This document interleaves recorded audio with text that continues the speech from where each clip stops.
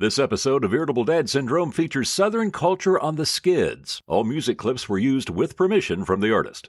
Honey, will you eat that snack cracker in your special outfit for me? Are y'all ready? We're gonna get down to it right now. Welcome to Irritable Dad Syndrome, the podcast that's liquored up and lacquered down. Please welcome your hosts, Mike and Darren. Hi, I'm Darren. I'm Mike. Welcome to Irritable Dad Syndrome. This is episode 220. Now, normally we are Cincinnati's comedy podcast. This week we're Cincinnati's rock and roll podcast because Mike and I had the distinct pleasure of speaking with Rick Miller, the lead singer and guitarist of the band, my favorite band, Southern Culture on the Skids. And he told us all kinds of great stories about touring and his favorite albums. And he's just a fantastic guy, super nice, and it was a thrill to have him on the show. Cool dude. So yeah, right now, here it is, Rick Miller from Southern Culture on the Skids.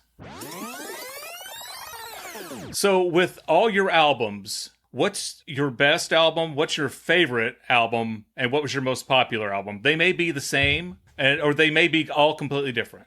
One of my personally favorite records is Zombified, because that was the first record we it wasn't the first record we made by ourselves, but we made that in the basement of the house where Mary lives, which is kind of spooky.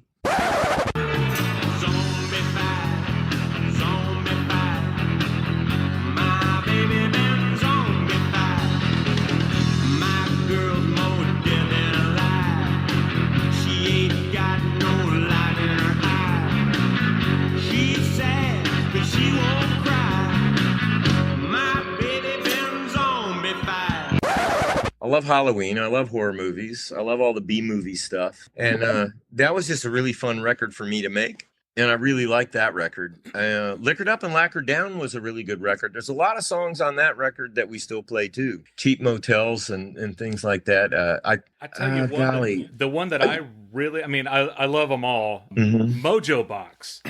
Oh, yeah. The first time I heard Mojo Box, I'm like, damn, that one doesn't stop. From start to finish, it's consistent, and it's just a really, really solid album. Yeah, I agree. I think that's a really good record, too. Yeah. I kind of like them all. Because we make our own records, you know? We worked with Mark Williams, who helped me set up my studio, and we have our own means of production now, and we have had since 1999, I think. Yeah. So we make all of our own records pretty much now. Mojo Box was one that we did all at my studio, everything. Sometimes we track them there and we mix them other places, like Liquored Up and Lacquered Down. We tracked at my place, but we mixed it over at Mitch Easter's Fidelatorium, which is a great space. And some stuff, things like that.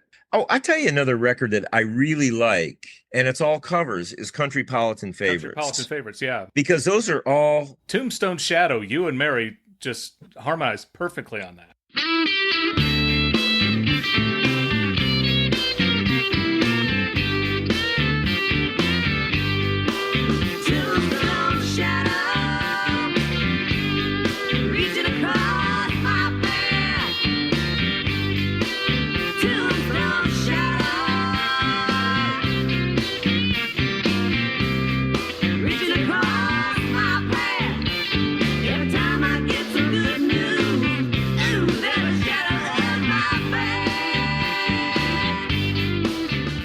Yeah, we don't do a whole lot of covers, so we decided to do a covers record, and one of my favorite is doing Life's a Gas by T-Rex, but doing it more as a duet like George and Tammy. And what's really fun is you take that song and you sing those lyrics, and if you approach it like that, you go, wow, this could have been a great country song. Kind of throwing the curveballs with them a little bit, you know? Yeah. That was really fun. You know, to do a good record, a good covers record, you work just as hard as you do to do originals. You just don't get paid as well. But it was really fun. This portion of our show is brought to you by Lance Crackers. Don't go around hungry. Grab some Lance Crackers today. Now back to you guys in the studio. Back when you used to be, even before you were on Geffen and when you were on earlier record labels, did you ever, earlier record labels, did they ever try to tell you, you guys have too many different types of sounds that you need to be one way, or did they try to like tell you need to make this type of record and not that type of record? Oh yeah, all the Yeah. time. But it's like I tell him, I said, well, and this was before the term Americana was even a thing. I just remember saying, well, I've lived in North Carolina. I've lived on the West Coast. I've listened to all these different types of music. I love it all. I just want to make like a gumbo, I explain it a lot, like kind of like a plate lunch where you got your potatoes, you got your collards, you got your meat, right? You got lima beans, and you can eat them individually, but that best bite is the one where they all kind of mingle at the middle of the plate. Right. Yeah. That's always my favorite bite. I try to mix it up, and try to, and not only that, but it's like rock and roll is old enough now, I think, that where it's kind of fun to mix the genres, right? Like the surf music, the rockabilly music, blues, country, and kind of mix it up genre wise. Do a country song, do a surf lick in it, right? Yeah. Put some 3-knob reverb on it or something. And it just kind of funnels it in maybe a little different direction or something. I've never really, even though we're a rock and roll band, I've never wanted to be considered like a revival band. I always thought of us more as a revisionist band. Does that make any sense? I think so, yeah. And we're all a little bit historians too. We listen to a lot of different types of music, right? So, well, I've been wondering when you guys going to do an all surf album. Well, funny you should say that, because my wife was just telling me, she goes, when are you going to do an all instrumental record? Literally. Yeah. So I don't know. I mean, she said, you just should do a compilation of all of your instrumentals, because you have at least 1, 2, sometimes 3 or 4 on all your records. Just make a compilation record of that, and maybe do 3 or 4 new ones or something, or do an all new record, right? I love instrumental music. Oh God, yeah. Oh my gosh, we used to spend, and this is before easy listening was really that popular. But we could find all kinds of great records, right? Like Esquivel and Billy Strange. I love Billy Strange records, right?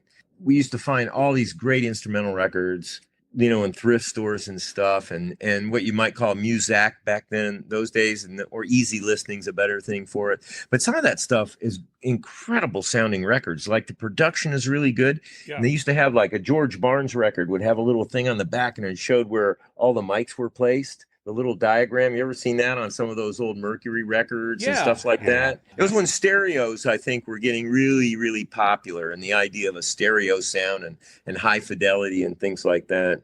I just love all those records. That's kind of what got me into recording too, and things like that. They'd say what kind of mic it was, and I love all that stuff. I love instrumental music of all kinds.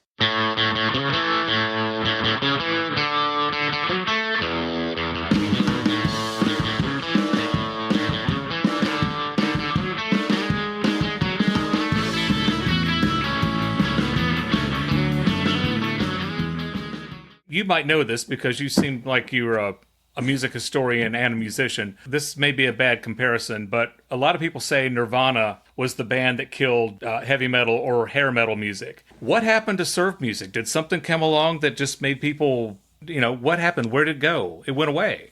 Well, I just think popular culture, there's a high turnover rate, right? The Beatles showed up. Folk music showed up. Things got a little more serious, I guess, right? I mean... People wanted more songwriting. They wanted to hear songwriters. It was just kind of the times where they were changing, right? I don't know. Like I say, there's a lot of things like that, and it comes back around too, like rockabilly. Rockabilly was really big, of course, in the 50s and stuff. But then, it kind of comes back every once in a while, right? Like all of a sudden the Stray Cats were in the top 10 again, right? In the 80s. Yeah. So, it's always there. It's always bubbling underneath. It kind of goes underground every once in a while, these genres.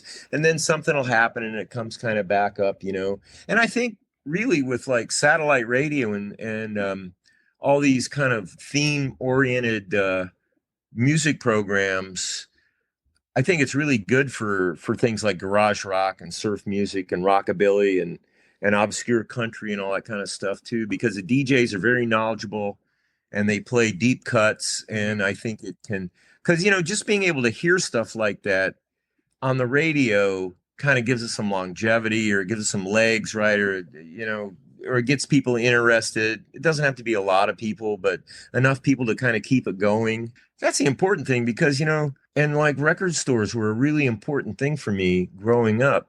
Oh, yeah. I love going to the record store. Yeah, right. Yeah. Because I remember when I was, You spend hours in the record store.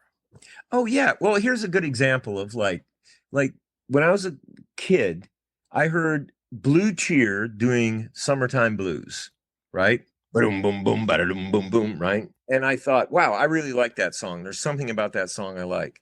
So I went to the record store. I got the record. I looked at it. Summertime Blues. Eddie Cochran, yeah. Yeah. So who's this guy, right? So you go like find an Eddie Cochran record, and you go like, this is awesome. Where has this music been my whole life, right? And then you look on the back of that and you say, oh, yeah, Hallelujah, I Love Her So. I really liked that song. Who wrote that? When you look, I don't know, Ray Charles, right? Who's this Ray Charles guy, right? You had to do a lot of that on your own.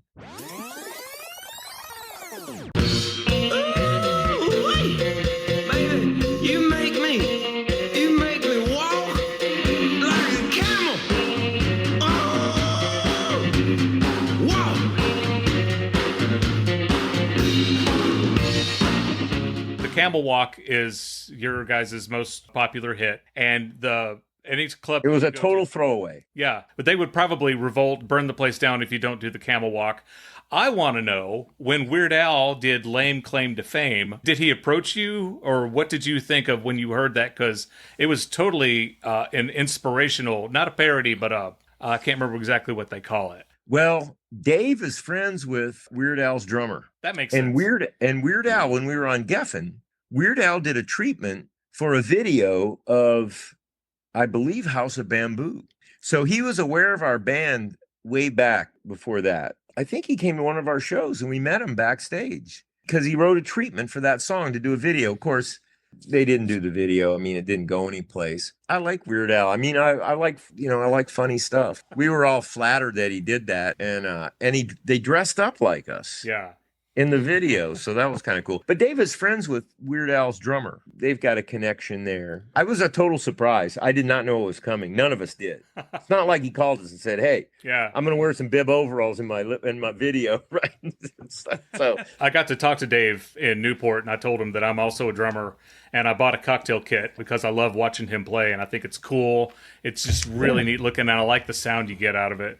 And you're lucky. Dave's a fantastic drummer. Did he ever play with a regular kit? Yes. Well, when Dave first joined the band, he had like I called it a heavy metal kit. And like, I remember we said, well, Dave, that's kind of too big for us because we were paring down.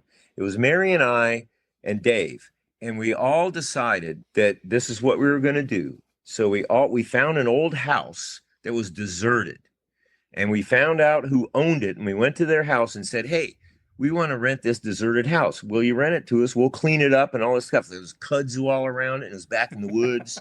So that was our band house. And we used to practice there every night. We all had like those jobs we were talking about, delivering pizzas, working at a copy shop, working in a restaurant. Every night we'd come home and we'd play. Man, no AC. It'd be so hot and humid in there. You'd be just sopping wet. Take all your clothes off, play music.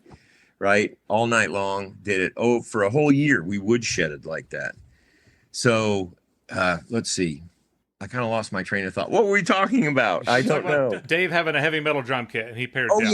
Yeah. But anyway, so we had decided that we were going to I said, we're going to just stop. We're going to write our own songs. We're going to kind of have this theme, Southern culture on Skids. We're going to really work on it. And we're going to woodshed for like a year, just play local, live out here in the woods, practice every day, write songs all the time. That's what we did. We all lived together. And I mean, we would practice in the basement. We'd run a electrical cord down there from up in the kitchen, and it wasn't grounded. And I remember when it was kind of wet in there, you get the living shocked out of you. It was in the basement, and it had a dirt floor. It had a little concrete footing for the steps, but then you stepped off that in the dirt, and we laid down these thrift store rugs we'd buy, right? And they smelled horrible. And then we'd get these invasions of mealy bugs, the Roly Polies, right? Yeah. I remember practicing and walking down there, and it sounded like you were walking on Fritos. Oh, God. Wow. But that's what we went through, right? Yeah. And we had a great time. Then we moved it upstairs. We said, we can't take this anymore. Somebody's going to get shocked and die. So we moved it upstairs. But I remember we made Dave. I was playing, and we didn't have a car. All we had was a little pickup truck. We had a Toyota pickup truck, and nobody had road cases. So we put our amps and everything in garbage bags and put it in the back of the truck and like drive, maybe we'd play in Athens, Georgia, right? That's kind of Athens, Atlanta was about as far as we'd go, and in that kind of a circle, right? But we'd have to do 3 in the front of a Toyota truck, mini truck, right? With all our stuff bagged in grocery bag or garbage bags in the back. So everything we had to be able to fit into a hefty garbage bag. So I had a Silvertone amp in the case, and that's what I played. It was my case with the guitar in it and the amp inside it. Mary had this little tiny PV bass amp. That was the biggest thing, actually. That barely fit in a garbage bag. But Dave had this big drum kit, and we were like, Dave, this just isn't going to happen. So I remember we made Dave, and he fought it a little bit, but you know what? He's a good sport about it. And I think it made him a great drummer. Yeah. But we made him play a plastic bucket. And he drilled a hole in the side, and he put a little splash cymbal in it, right? And he had it on a stand, and he played with his sticks, and it was a drip pan. It was like what you change your oil in, Yeah. but it was plastic. And then for a kick drum, we gave him a beer box, like a case of Budweiser case, beer box with all the things taken out of it for long necks, right? And then he could put all of that stuff inside the beer box, fold the top down, and put it in a garbage bag and put it in the back of the truck. That's what we did. And we played like that for about a year. And it was great. It was fantastic. Our volume was really low. We could focus on our lyrics, our singing. We had to learn like fundamentally parts that worked, right? Not a lot of fills, not a lot of extra, not a lot of frosting, all cake. And I think it was really kind of shaped us into who we are today. I really think that was an important part of our kind of career. Yeah. But it was interesting. And it was all because we had to. We had no other way to get around, right? We couldn't. It's just what we did. And we didn't have we had a vocal PA, because back in those days, you would take your own PA to a lot of shows. So we just pack up our practice PA. And, and you'd make your adjustments on the first couple songs on the PA head over there, right? Play 3 sets, some bar in South Carolina. Al's Pump House, that was a good place. Al's do your Pump 3 House. sets, Okay, eat a pizza, I played Al's Pump House. pack That it all sounds up, great. pick up truck and go home. I'm ready to go now. Yeah. You're listening to Irritable Dad Syndrome, the podcast that's slippery smooth and in the groove. I look at your long career and I look back at your early albums, with Girl Fight and Viva Del Santo, and then, Too Much Pork for Just One Fork. And then to look at how your sound has evolved, you guys sound better now than you ever have. And I look at Home with Southern Culture on the Skids, and I love Call Me, and very rarely does a band do a cover that's better than the original. And I think you guys did that with Dear Mr. Fantasy. And That's nice. Mary has never sounded better. And even when she plays live, her voice is still incredible. But kudos to Dear Mr. Fantasy. Mind blown. What led you to make Dear Mr. Fantasy? Well, I just like the song. It's got a banjo on it. Speaking of banjo. Right. Well, there you go. It was like consciously trying to say, okay, let's do something on this version of Dear Mr. Fantasy that, would just be sacrilege. And we thought, oh, let's play it on a banjo. Yeah. Right. So we did, and that was, again, like I'm saying, like taking those conventions, right, and those genres, and kind of twisting it up a little bit, flipping it on its head a little bit, right? Taking like a song like Dear Mr. Fantasy and putting a banjo on it, but it worked.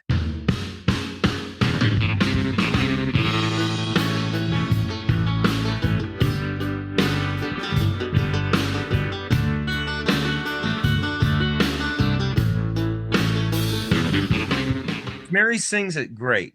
And that's the one thing that I really appreciate, or I think one thing that we've really gotten better is Mary singing more. I try to get her to sing more for so long, and now she's really stepping up, and she sounds great.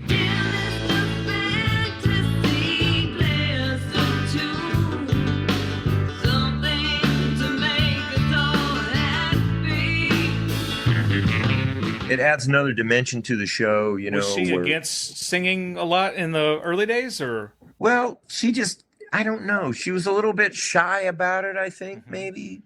Was always kind of like saying, oh, I don't know if I like that song. I don't know if I can get behind that, blah, Well, that blah, doesn't blah. make any sense because Daddy Was a Preacher and Nitty Gritty. Yeah, right.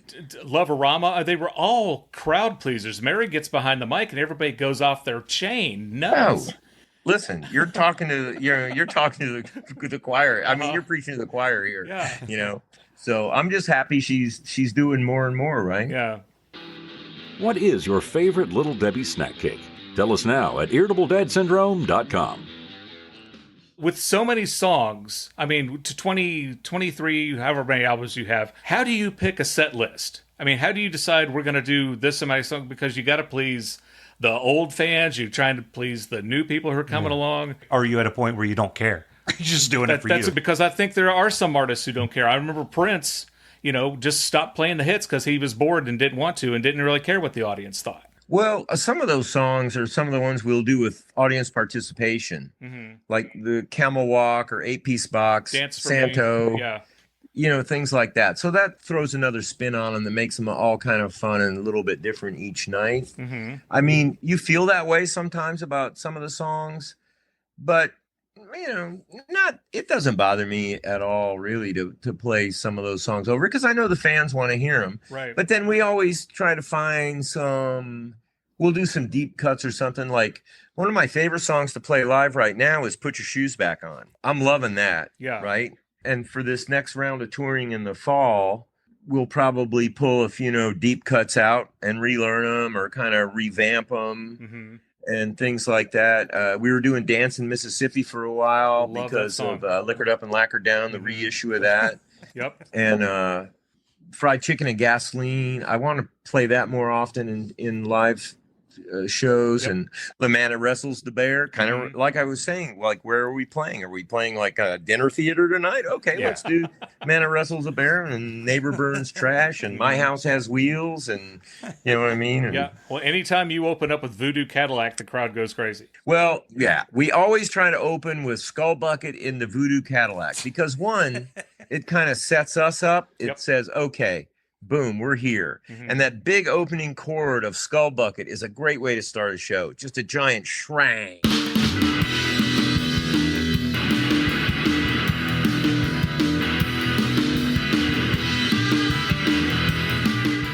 Big chord, vibrato, reverb, nasty guitar, boom. And then you just kind of feel it on that one.